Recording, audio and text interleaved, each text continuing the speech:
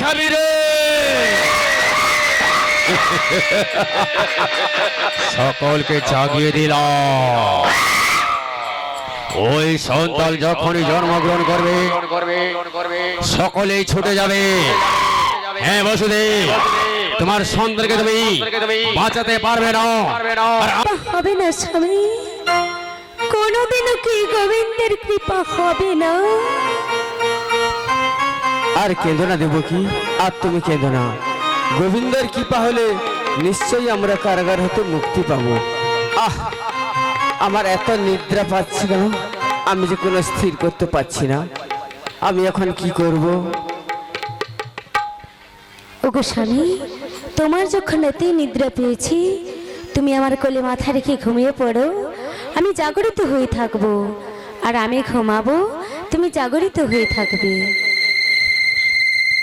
তাই হোক দেবকী, তাই হোক। তুমি এখন জাগ্রত হয়ে থাকো, আমি নিদ্রায় যাই। তারপর তুমি নিদ্রায় যাবে, আমি জাগ্রত হয়ে থাকবো।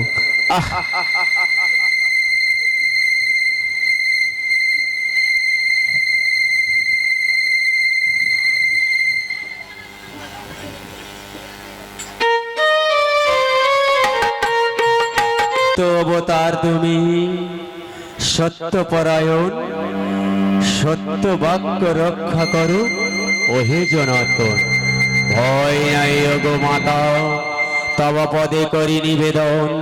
শোনো গো জননী, এবার গর্ভে জারি ধরিয়াছে তুমি। ইয়া হতে কংস ভয় দূরভূত হবে, প্রসবিলে আর কারাবাসে নাহি রবে। প্রতিশনে কারামুক্ত হইবে তখন, ওই পুত্র হবে রক্ষা পাইবে যদি গো। ওঠো স্বামী, ওঠো, নিদ্রায় থেকে ওঠো স্বামী, ওঠো।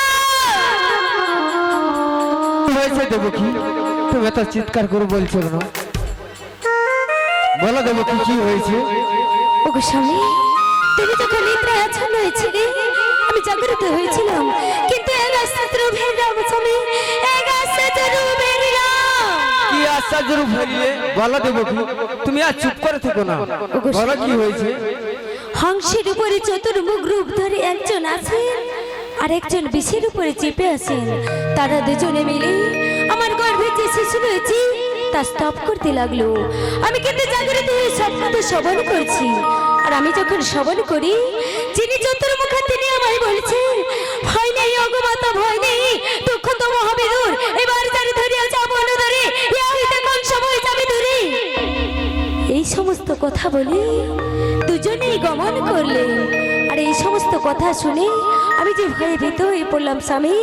এখন আমাদের উপায় কি হবে স্বামী? এখন আমাদের উপায় কি হবে? আর ভয় পেও না দেবকী, আর তুমি ভয় পেও না। হংসের পুরে যিনি এসেছিলেন তিনি কে জানো? কে? তিনি হলেন স্বয়ং ব্রহ্মা। ব্রহ্মা?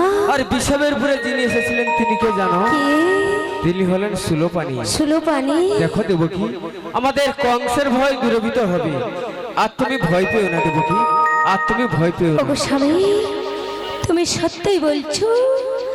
আমাদের কংসের ভয় দূরীভূত হবে, আমাদের গোবিন্দ কৃপা হবে, আর আমাদের কোনো ভয় থাকবে না?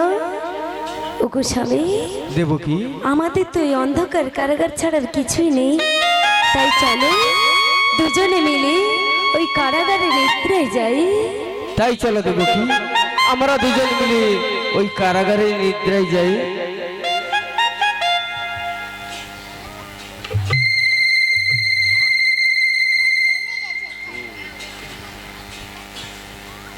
এবার স্বয়ং গোবিন্দ জন্মগ্রহণ করলেন ভাদ্র মাসে কৃষ্ণপক্ষে অষ্টমী তিথিতে রোহিণী নক্ষত্রযুক্ত অর্ধযামিনীতে প্রভু জনার্দন দেবকীর অষ্টম পুত্র রূপে জন্মগ্রহণ করলেন।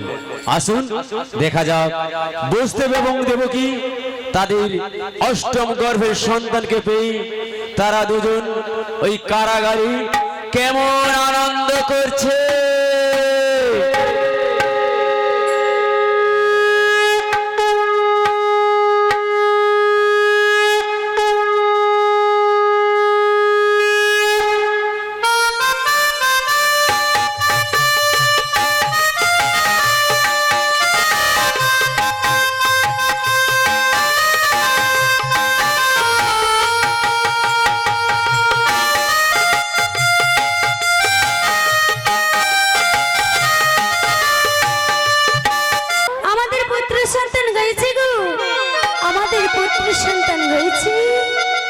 কালো রূপ নিয়ে এই অন্ধকার কারাগারটিকে কেমন আলোকিত করে তুলেছি। একবার চেয়ে দেখো স্বামী, একবার চেয়ে দেখো।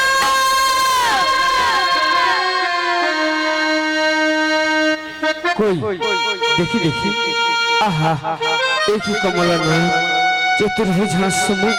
ওগো নারায়ণ, তুমি ওকে রক্ষা করো। ওগো জনার্দন, তুমি ওকে কৃপা করো। আমি ভক্তি জানি না, তুমি ওকে কৃপা করো। আমি কি বাস্তব করবো তোমার, আমায় নিজ গুণে ক্ষমা করো। ওরে পুত্র, এই অভাগিনীর গর্ভে কেন এলি? যদি রাজা কংস জানতে পারে, শিলাতলি আছাড় বেড়ে তোর প্রাণ বিনাশ করবে। হে কি ছয় পুত্র গেছে হেন প্রকারে, এবার তোর রক্ষা করবো কেমন করে? তুই আমায় বলে দে বাবা, তুই আমায় বলে দে। শোনো গো মাতা,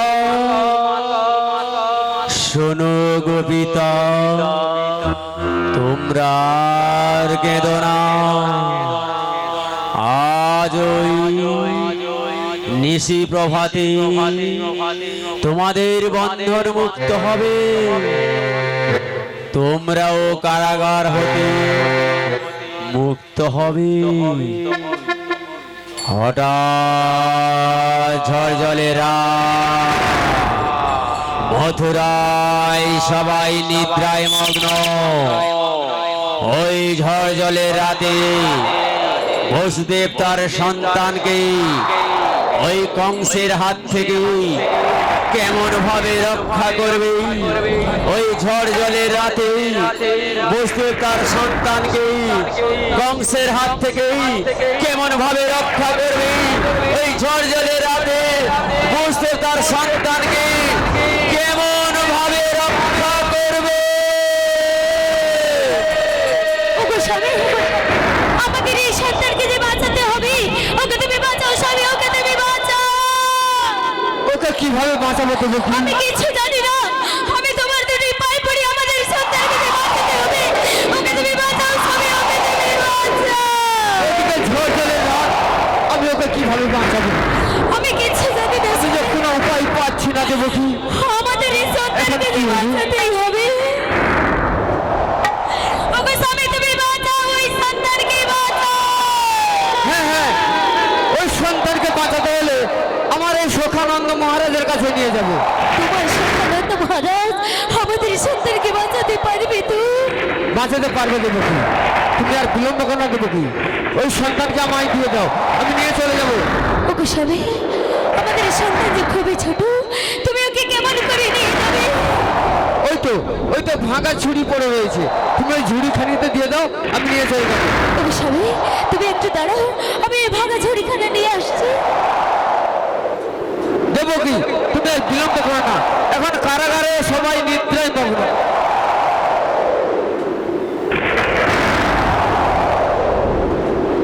নিয়ে এসো দেবো কি? আর বিলম্ব করো না দেবো কি? ওগো স্বামী, তোমার সখানন্দ মহারাজকে বলবি ও যেন আমাদের সন্তানকে ভালো রাখে আর বাঁচিয়ে রাখে। বাঁচিয়ে রাখবে দেবো কি? তুমি এখন কারাগারে থাকো, আমি গোকুল বৃন্দাবন থেকে আসি। খোকা,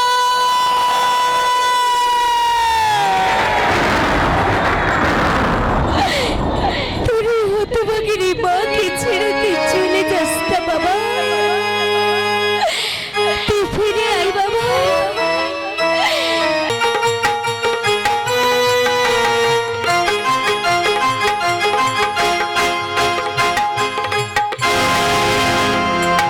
চারদিকে নিস্তব্ধতা, চারিপাশে যেন থমথমে। কেন কেন এমন অনুভূতি হচ্ছে? তাহলে সুসংবাদ রয়েছে না দুঃসংবাদ রয়েছে? ওরে দেবকী, তুই আমার পর নই রে দেবকী, তুই আমার পর নই। তীর ভাঙা ঢেউ নির্হারা পাখি, অজানা সুখের আশায় আমি চেয়ে থাকি। আমি যাকে আপন ভাবি সেইভাবে পর। ওরে দেবকী, আমি তোর পর নই রে দেবকী, আমি তোর পর নই। আমি চাই তোর সেই অষ্টম গর্ভের সন্তান। আমি কি ভাবছি, আমি কি ভাবছি, কারাগার থেকে এতক্ষণ অনুচর আসছে না কেন? আমি কোনো সংবাদ পাচ্ছি না কেন? মহারাজ মহারাজ মহারাজ, আমার প্রণাম নেবেন। কি এবার অনুচর, তোমায় তো বিচলিত লাগছে কেন? বলো অনুচর বলো, কোন সুসংবাদ না দুঃসংবাদ রয়েছে? মহারাজ, নিশি প্রভাতে কারাগারে দেবকী মা এক সন্তানের জন্ম দিয়েছে। অনুচর, ওই সন্তান এমন ভাবে কান্নাকাটি করছে, আপনি তো শুনলে সহ্য করতে পারবেন না মহারাজ, আপনি সহ্য করতে পারবেন না। একই সালে অনুচর, তুমি একই সালে দেবকীর সন্তান হয়েছে, তাহলে চলো অনুচর চলো, তুমি তাড়াতাড়ি ওই কারাগার খুলবে চলো, কারণ শত্রুকে আজ আমি বিনাশ করবই। তাহলে চলো অনুচর, তুমি তাড়াতাড়ি কারাগার খুলবে চলো, এই শত্রুকে আজ আমি অস্ত্র দিয়ে আজকে আমি বিনাশ করবই।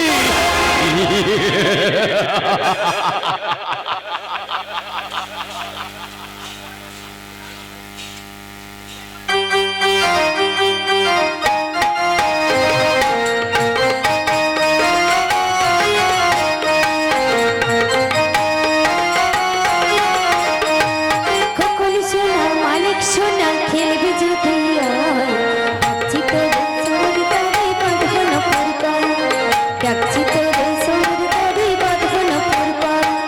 কখন সোনা মালিক সোনা খেলবি যদি আয়, ডাকছি তোরে সোনার তরে বাঁধবো না পুরকায়, ডাকছি তোরে সোনার তরে বাঁধবো না পুরকায়। আমরা দেখতে সুন্দর, ওই অন্ধকার কারাগারটাকে কেমন আলোকিত করে তুলেছি। ওরে দুষ্ট মেয়ে, মায়ের কোলে বসে বসে আর কত দুষ্টুমি করবি রে তুই, আর কত খিলখিল করে হাসবি রে তুই, আর কত খিলখিল করে হাসবি। ওই সন্তান কেন খিলখিল করে হাসছে জানিস দেবকী? কারণ ওর সন্তান দেব এক্ষুনি পৃথিবীর বুক থেকে চিরকালের জন্য ওকে আমি সরিয়ে দেব রে দেবকী। তার জন্য তো তোর সন্তান খিলখিল করে হাসছে জানিস দেবকী? তোর সন্তান খিলখিল করে হাসছে। দাদা, দাদা গো, ওরে দেবকী, ওই দেখো দেখো, আমার অষ্টম গর্ভের পুত্র সন্তান হয়নি দাদা। আমি বলছি তোমার কোনো ভয় নেই দাদা, আমার অষ্টম গর্ভের এক কন্যা সন্তান জন্মগ্রহণ করেছে। আমি বলছি তোমার কোনো ভয় নেই দাদা, তোমার কোনো ভয় নেই।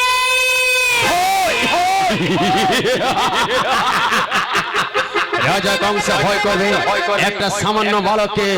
না রে দেবকী, না, আমি ভয় করছি না।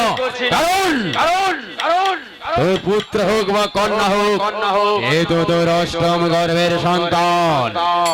আর দৈববাণী হয়েছে রে দেবকী, দৈববাণী হয়েছে তোর অষ্টম গর্ভের সন্তান নাকি আমাকে বিনাশ করবে। দেবকী, তাই তো বলছি, তা তো আমি হতে দেব না দেবকী, তা তো আমি হতে দেব না। ওই সন্তানকে আমার তুলে দে, তারপর দেখি সে আমাকে কেমন হয় বিনাশ করে দেখবো। ওকে আমি পায়ে তলায় পিষে মারবো। ওই সন্তানকে আমার হাতে তুলে দে।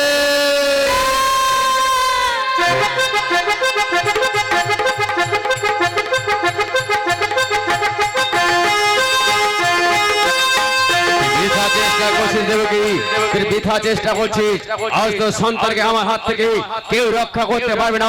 ওকে আজ আমি মেরেই ফেলবো দেবকী, ওকে আজ আমি মেরেই ফেলবো। দে দেবকী দে, ওই সন্তানকে আমার তুলে দে, দে দেবকী দে।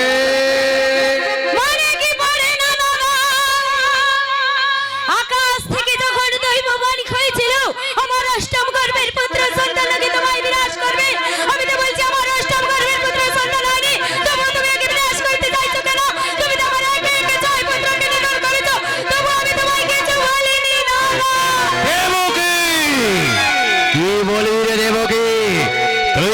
কি বলবি?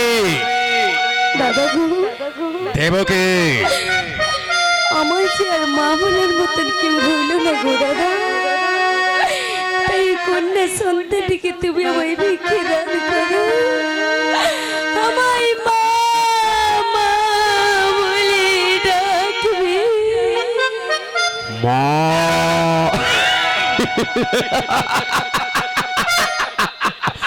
ওরে দেবকী, তোর সন্তান যদি বেঁচে থাকে সবাই তো তোকে মা মা বলে ডাকবে দেবকী।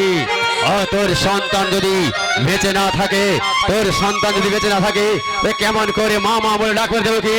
না রে দেবকী, না, তোর সন্তান আর কোনদিন তোকে মা মা বলে ডাকবে না। তুই ওই সন্তানকে তুই আমার তুলে দে, তারপর ওই সন্তানকে আমি পায়ের তলায় পিষে মারবো। তারপর সেই মৃত সন্তানকে মৃতর হাতে ভিক্ষে দেব রে দেবকী। সেই মৃত সন্তানকে তোর হাতে আমি ভিক্ষে দেব রে দেবকী। সেই মৃত সন্তানকে তোর হাতে আমি ভিক্ষে দেব। হয়তো বলছি দেবকী, আমি শত্রুকে বাঁচিয়ে রাখতে চাই না দেবকী। শত্রু যদি বেঁচে থাকে আমার তো বিনাশ হবে, তাই না দেবকী? তুই তো শুনেছিস, তাই না দেবকী? তুই কি চাস ওই সন্তানের জন্য আমি বিনাশ হয়ে যাই? আর তাও যদি না চাস, ওই সন্তানকে তুই আমার হাতে তুলে দে।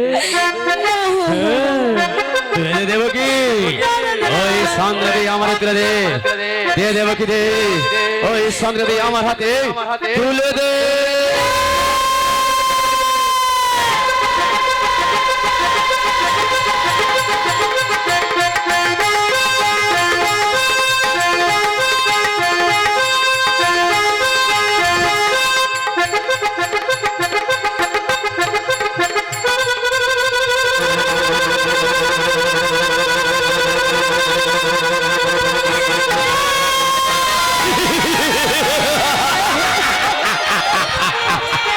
ওরে দেবকী, তোর সন্তানকে বাঁচাতে পারলি না রে দেবকী, কারণ তোর সন্তানকে বাঁচাতে পারলি না, কারণ ওকে যে আমি এখনই পায়ের তলায় পিষে মারবো দেবকী। ওকে আমি পায়ের তলায় পিষে মারবো। ওই দেখো দেখো দেখো, ওই সন্তানটি কেমন মিট মিট করে হাসছে। ওরে বালক, তুই হাসছিস কেন দেবে? তুই হাসছিস কেন? কারণ হেসে রে, কারণ তোকে যে আমি পায়ের তলায় পিষে মারবো রে। ওরে তুই কাঁদবি, আমি তখন হাসবো রে। আমি তখন অট্ট হাসি হাসো। ঝরে যা যা তুই, যা তুই জমারে যা।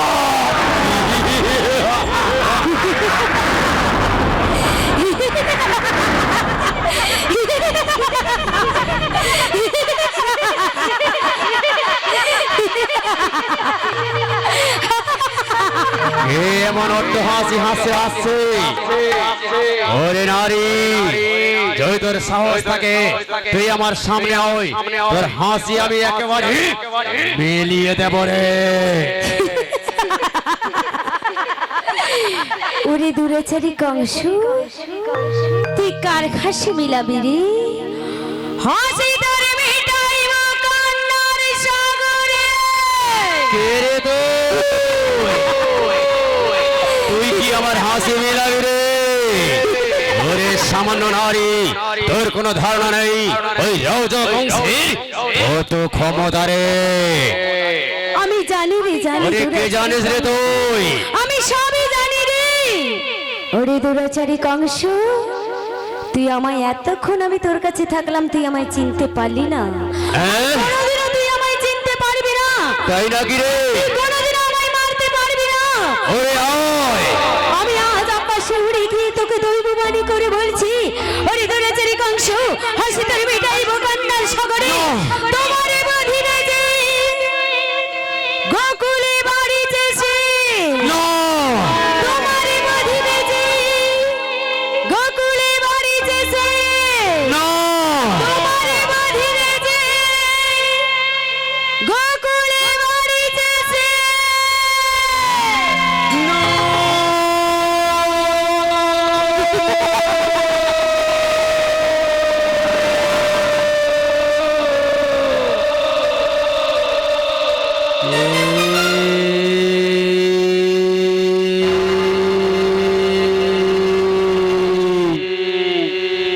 কে এমন দৈব বাড়ি করে বলে ওরে দুরাচারী কংস তোমাকে বধিবে যে গোকুলে বাড়িছে? আমি কি ভুল শুনলাম? না না, আমি স্পষ্ট শুনেছি আমাকে বধিবে যে গোকুলে বাড়িছে। আমি আমি আজ পর্যন্ত যা করলাম আমি কি সব ভুল করলাম? না না, আমি কোনো ভুল করিনি। ওই দেবতারা আমার সাথে ছলনা করেছে, ওই দেবতারা আমার সাথে মিথ্যে কথা বলেছে। তার জন্য তো ওই দেবকীর একে একে পুত্রকে আমি ওই পৃথিবীর বুক থেকে আমি চিরকালের জন্য হারিয়ে দিয়েছি। ওরে দেবকী, তুই আমাকে ভুল বুঝিস না রে দেবকী, তুই আমাকে ভুল বুঝিস না। তুই সবই বুঝতে পারছিস ওই দেবতারা ছলনা করার জন্য তোর সন্তানগুলোকে আমি পৃথিবীর বুক থেকে চিরকালের জন্য সরিয়ে দিয়েছি। তুই আমাকে ক্ষমা করে দিস রে বোন, তোর এই অধম দাদাকে তুই ক্ষমা করে দিস। দাদা গো, দেবকী, আমার কাছে আর ক্ষমা করার মতন কি বার হইল দাদা? এ কি বলছিস দেবকী তুই? আমার যে সব শেষ হয়ে গেল। ওরে দেবকী, তুই আর কাঁদিস না রে দেবকী, তোর কান্না যে আমি আর সইতে পারছি না রে দেবকী। কারণ তোকে যে আমি ভীষণ ভীষণ ভালোবাসি রে বোন, তোকে আমি ভীষণ ভালোবাসি। তোকে যে দুঃখ কষ্ট দিতে আমার কি ভালো লাগে রে দেবকী, আমার কি ভালো লাগে। তুই আমাকে ক্ষমা করে দিস রে বোন, আমি আমার ভুল বুঝতে পেরেছি রে দেবকী, তুই আমাকে ক্ষমা করে দিস রে, তুই আমাকে ক্ষমা করে দিস। দাদা দেবকী, আমি তোমায় ক্ষমা করে দিতে পারি যদি তুমি আমার কাছে সত্য করো, তবেই আমি ক্ষমা করে দেব। ওরে দেবকী, কি সত্য করতে হবে বল দেবকী, আমি তোর সব সত্য মেনে নেব রে দেবকী, আমি তোর সব সত্য মেনে নেব। দাদা দেবকী, তুমি আমাদের বন্ধন মুক্ত করে দেবে, এই অন্ধকার কারাগার থেকে মুক্তি করে দেবে। ওরে দেবকী, তো নিশ্চয়ই আমি বন্ধন মুক্ত করে দেব রে দেবকী। দাদা তোকে যখন আমি কথা দিয়েছি আজ তোদের আমি বন্ধন মুক্ত করে দেব রে দেবকী। দাদা ওরে দেবকী, তুমি সত্যি করে বলছো? ওরে দেবকী, আমি তোকে ভীষণ ভালোবাসি দেবকী, তুই একমাত্র আমার বোন, তো তোর কান্না কি আমি আর সইতে পারি রে। দাদা একবার কাছে আয় রে দেবকী, দাদা একবার কাছে আয় দেবকী।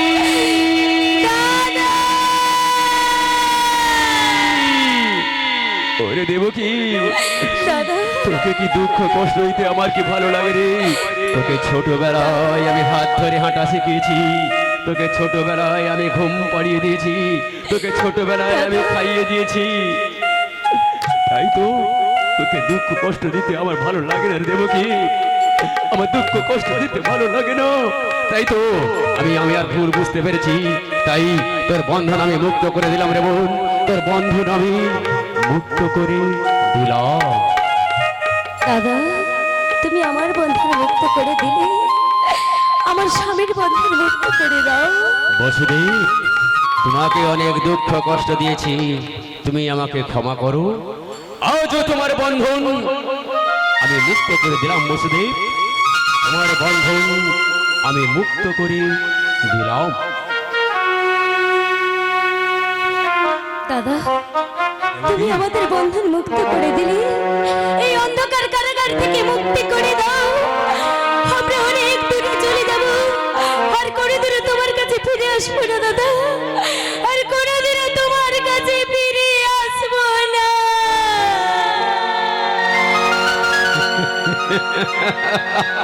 দাদা দাদা দাদা তুমি হাসছো কেন দাদা? দাদা তুমি ওরে দেবকী, তুই এখনো আমার ছল চাতুরি বুঝতে পারিনি রে দেবকী, আমি কিছুই বুঝতে তুই পারিনি দাদা। ভীষণ বোকা তাই না দেবকী। আমি সত্য করেছিলাম, বন্ধন আমি মুক্ত করে দিয়েছি, করে দিয়েছো। কিন্তু তোরা চিরজীবন থাকবি আমার সেই অন্ধকার কারাগারের দেবকী। তোরা থাকবি আমার সেই অন্ধকার কারাগারে। হ্যাঁ রে দেবকী, তোরা থাকবি অন্ধকার কারাগারে, আমি থাকবো রাজপ্রাসাদে।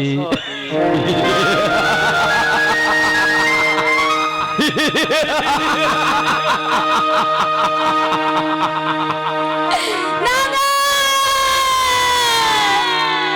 শুনলে তো দেবকী? শুনলো? ওগো স্বামী, আমরা দুজনে মিলে চলো গোবিন্দের কাছে আজকে প্রার্থনা করি যে আমাদের সন্তান আজও যে বেঁচে আছে, হয়তো যদি কংস যাতে জানতে না পারে। চলো আজকে আমরা দুজন গোবিন্দের কাছে প্রার্থনা করি, হে গোবিন্দ, আমাদের সন্তান যেখানে থাকো ওকে তুমি ভালো রেখো।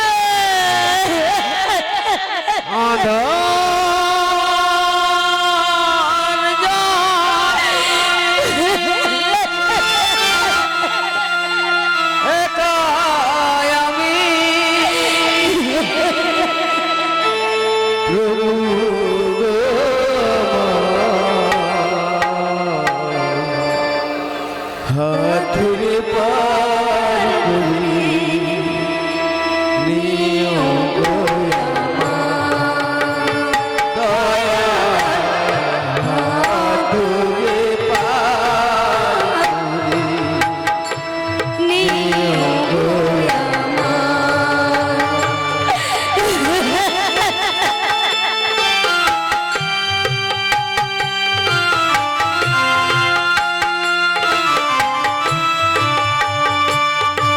পার করি নিও গো আমার আধার জানি।